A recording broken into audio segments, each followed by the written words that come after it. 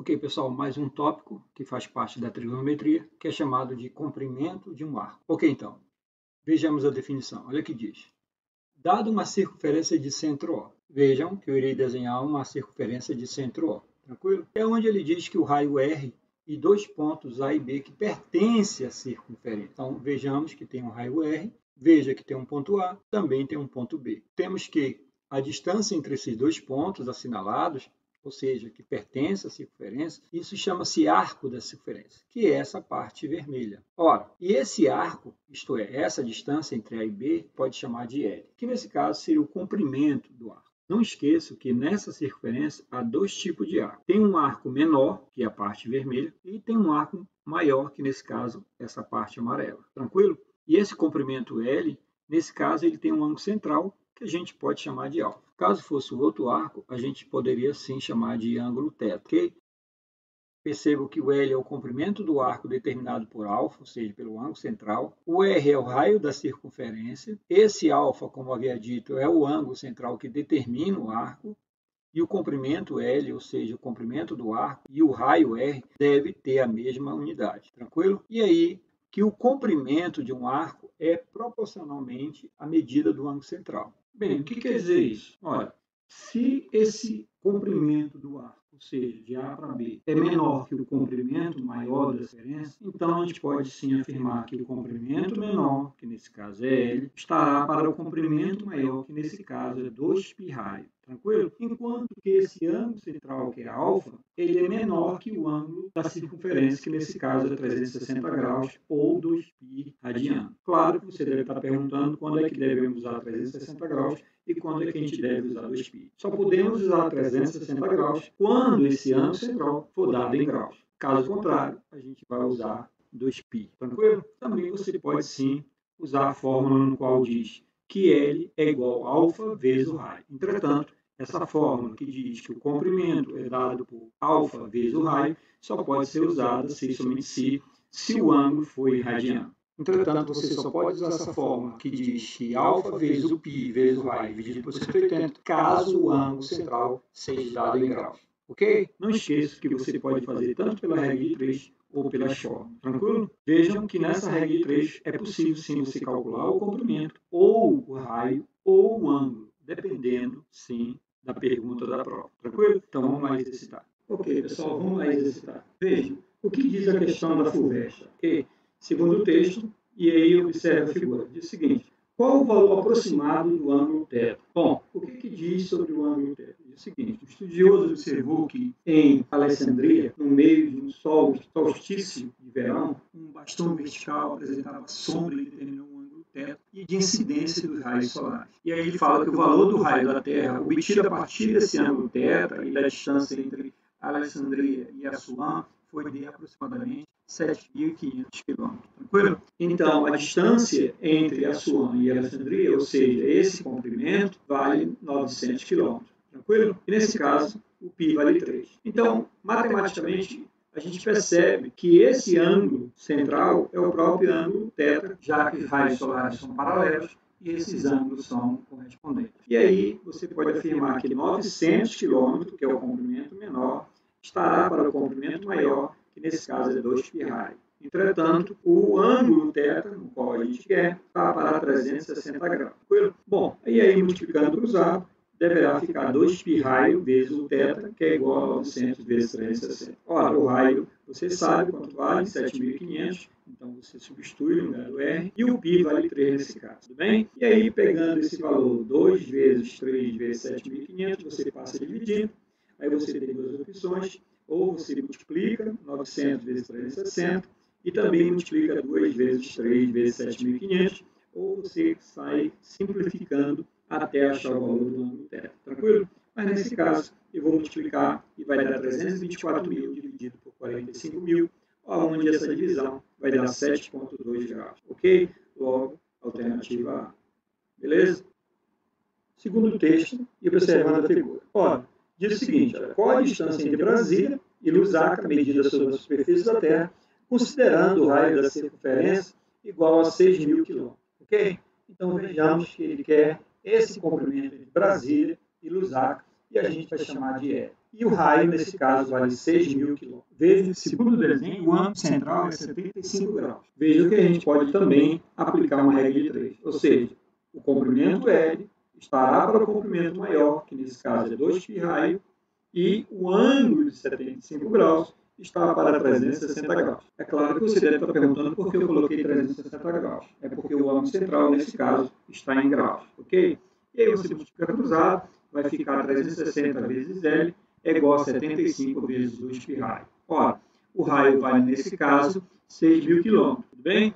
E aí você passa esse 360 dividindo, e aí também você pode simplificar ao máximo que você puder. Caso contrário, você multiplica no numerador 75 vezes 2π vezes 6.000 km. Isso vai dar 900.000 π dividido por 360. Ora, essa divisão vai dar 2.500 π, logo alternativa C. Tranquilo?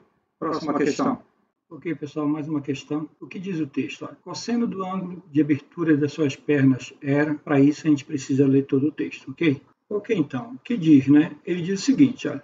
Ao descrever o tipo de salto de uma ginasta, um entendido a ele se referiu o seguinte, ó, era como se os dedos dos seus pés descrevessem um espaço, um arco de circunferência de 124 centímetros de comprimento. Ora, observe a figura. É como se ela estendesse as pernas e fizesse um arco de 124 centímetros, ok? E aí ele diz o seguinte ainda, considerando que cada perna dessa ginasta, juntamente com o seu pé esticado, esteja em linha reta e perfazem 60 centímetros. Isto é, isso é o raio da circunferência, ok? E o cosseno do ângulo que eles querem é a abertura da perna, ok?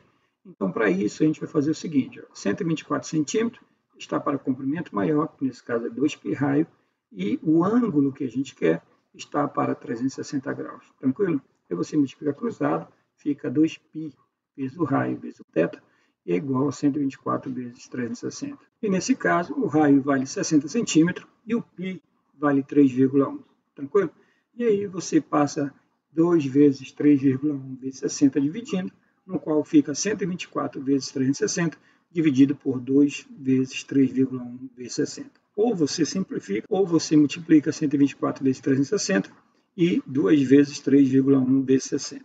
Tranquilo? Isso ficaria 44.640 dividido por 372. Ao dividir, isso dará 120 graus. Percebam que ele quer o cosseno de 120 graus. Ora, cosseno de 120 graus só pode ser menos meio, alternativa D dada. Próxima questão. O que diz aí? Segundo o texto, e observe a figura. É o seguinte, considerando o π 3,14 e o arco da fatia n mais 1 radianos a necessidade também, nesse caso, a gente lê o texto. Olha o que ele diz. Se o arco de cada setor medir 0,8 radiano, obtém-se um número máximo n de fatias idênticas, sobrando ao final uma fatia menor, que é indicado na figura por n mais 1. Nesse caso, existem fatias que são idênticas, entretanto, tem uma fatia que não é igual às outras, ok? E como é que a gente resolve essa situação? Ora, sabemos que 2π, nesse caso, é 360 graus. E como o π vale 3,14, a gente multiplica, isso vai dar 6,28. Bem, esse é o comprimento total da circunferência, ok? Isso quer dizer, então, que são idênticos. Vale 0,8 radiano. Ora, a gente, então, divide 6,28 por 0,8. Isso quer dizer que vai dar 7. 7 vezes 0,8 vai dar 5,6. Ora, para 6,28, isso me sobra 0,68. Tranquilo?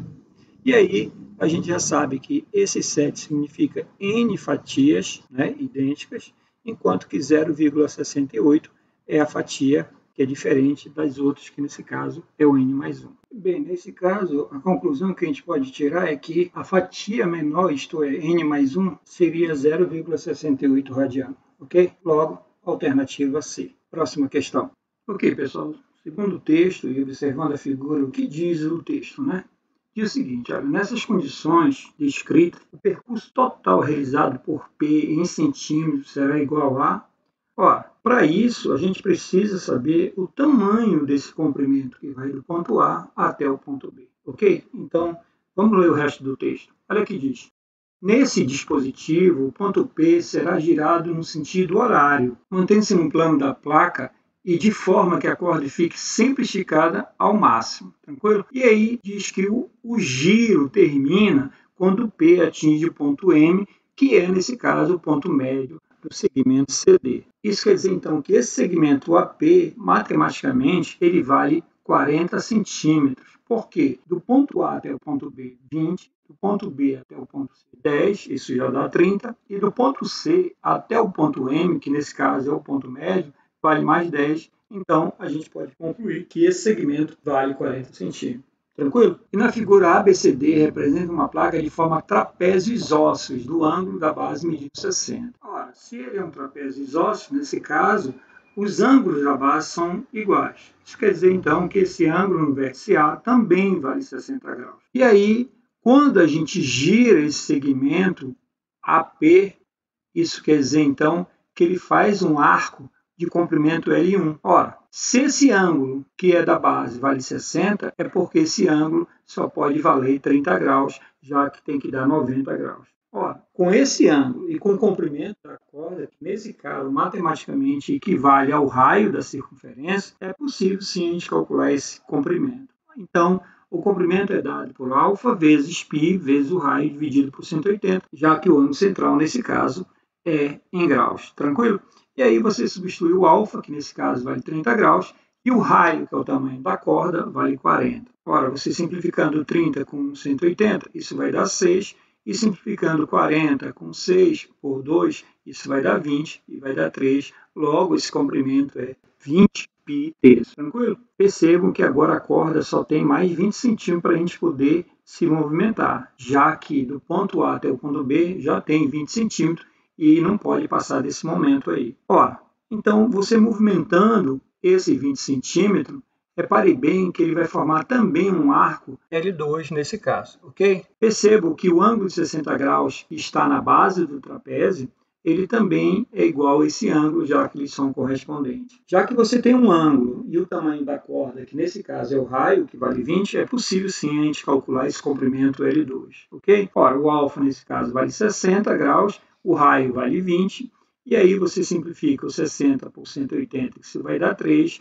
logo esse comprimento é 20 π terços. Ora, o restante da corda agora é apenas 10 centímetros, já que do ponto B até o ponto C tem 10, ok? E aí você fazendo esse movimento, você repare bem que agora a corda só tem 10 centímetros, e aí o comprimento do arco a gente vai chamar de L3, ok? Esse ângulo também vale 60 graus, já que esse ângulo é o próprio ângulo da base do trapézio, ok? E agora a gente pode sim calcular o comprimento L3, que nesse caso você tem um ângulo central e também tem um raio que vale 10 centímetros. Ora, o alfa vale 60 graus, o raio vale 10, e 60 dividido por 180 vai dar 3, e nesse caso vai dar 10 π terços. Ora, como ele quer o percurso total realizado pelo ponto P, então basta a gente somar as três medidas, ou seja, comprimento L1, comprimento L2 e comprimento L3, que nesse caso é 20 π terços mais 20 π terços mais 10 π terços. Vejam que os denominadores são iguais, isso quer dizer então que a gente conserva, e somando os numeradores, 20